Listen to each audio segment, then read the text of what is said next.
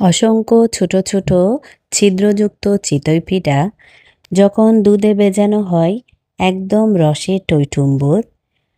দুধ আর গুড়ের মিষ্টি ঘ্রাণে ভিজে থাকা এই পিঠাটি শীতের সাথে যেন একটা অবিচ্ছেদ্য সম্পর্ক। আজকে আমি সহজভাবে আপনাদের সাথে শেয়ার করব, যারা নতুন তারাও কিন্তু বানাতে পারবে। আমি এখানে 3 কাপ চালের আটা নিলাম। এটা শুকনা চালের আটা। এখানে আমি 1 চামচ লবণ দিব। তারপর উষ্ণ গরম পানি দিয়ে এটা হাত দিয়ে ভালোভাবে মাখাবো। চিতই পিঠার ব্যাটার ধরার সময় গরম পানি হতে হয়, এতে করে ব্যাটারটা খুব ভালো হয়। অল্প অল্প করে পানি দিয়ে আমি ভালোভাবে হাতে মথে নিব।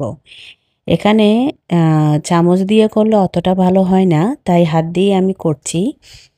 বারে বারে অল্প অল্প করে পানি দিয়ে কিন্তু এটাকে মাখাতে হবে। দেখুন ভিউয়ার্স, ভিডিওতে দেখানোর নিয়ম অনুযায়ী আমি যেভাবে করছি এভাবে যদি করা হয় তাহলে পিঠাতে অনেকগুলো ছিদ্র হয়। এবার আমি ব্যাটারটাকে আধা ঘন্টার জন্য একটু রেস্টে রেখে দিলাম। আধা ঘন্টা পর দেখুন এটা অনেকটা মানে পানি চুষে নিয়েছে। এবার একটি ব্লেন্ডারের জাগে আমি ব্যাটারটা দিয়ে দিব। তারপর এখানে আমি 2 মুঠ রান্না করা ভাত দিব। ভাত দিলে আপনার পিঠাটা অনেক বেশি নরম হয়। সামান্য একটু উষ্ণ গরম পানি দিয়ে আমি এটাকে ব্লেন্ড করে নিলাম। এবার আমি এটাকে বাটিতে ঢেলে নিব। নেওয়ার পর ব্লেন্ডারের জাগে আমি ভালো করে ধুয়ে ওই পানিটুকুও দিয়ে দিলাম। এবার এখানে আমি 1 চিমটি একটু বেকিং সোডা দিচ্ছি বা খাওয়ার সোডা। ভালোভাবে এটাকে ফেটতে হবে। একটা পাতলা ব্যাটার তৈরি করার পর আমি এবার দুধের মিশ্রণটা তৈরি করব। এখানে 1.5 লিটার দুধে 2টো এলাচ দিয়ে আমি জাল করতে বসিয়ে দিলাম। অন্য একটি হাঁড়িতে আমি 1.5 কাপ পাটালি গুড় আর সামান্য একটু পানি দিয়ে একটু জাল দিচ্ছি। গুড়টা যখন ভালোভাবে গলে যাবে চুলা বন্ধ করে দিয়ে এদিকে দুধে প্রায় বলক চলে এসেছে। আমি এই গুড়টাকে একটু ছাঁকনি দিয়ে ছেঁকে দিব। এতে করে গুড়ের মধ্যে কোনো ময়লা থাকলে সেটা যায় না। হাফ চা চামচ একটু লবণ আর কিছুটা নারিকেল দিয়ে দুধটাকে ভালোভাবে জাল দিয়ে আমি ঢাকনা দিয়ে রেখে দিব। এবার আমি একটি লোহার কড়াইতে চিতই পিঠাগুলো বানাবো।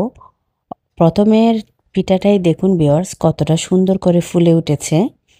এভাবে করে আমি সবগুলো পিঠাই বানাবো। প্রত্যেকটা পিঠাই কিন্তু খুবই সুন্দর হয়। একদম অনেকগুলো ছিদ্র হয় এই পিঠাগুলোতে। আর এগুলো কিন্তু আপনার ভর্তা দিয়ে খেতেও কিন্তু খুবই ভালো লাগে। দেখুন পেছনে দেখতে কতটা সুন্দর লাগছে আর অনেকগুলো ছিদ্র হয়েছে প্রত্যেকটা পিঠাতেই। এবার আমি যে দুধটা জাল করে রেখেছিলাম সেই দুধের মধ্যে একটা একটা করে আমি সব পিঠাগুলো দিয়ে দিব। তারপর এটাকে সারা রাত আমি রেস্টে রেখে দিব। এতে করে পিঠাগুলো একদম দুধে ভিজে রসে টইটুম্বুর হয়ে যায়। এটা খেতে খুবই ভালো লাগে। আর এটা আসলে যারা বানাতে জানেন না তারা আমার এই টিপসগুলো ফলো করে চেষ্টা করবেন, দেখবেন এটা কিন্তু বানানো খুবই সহজ।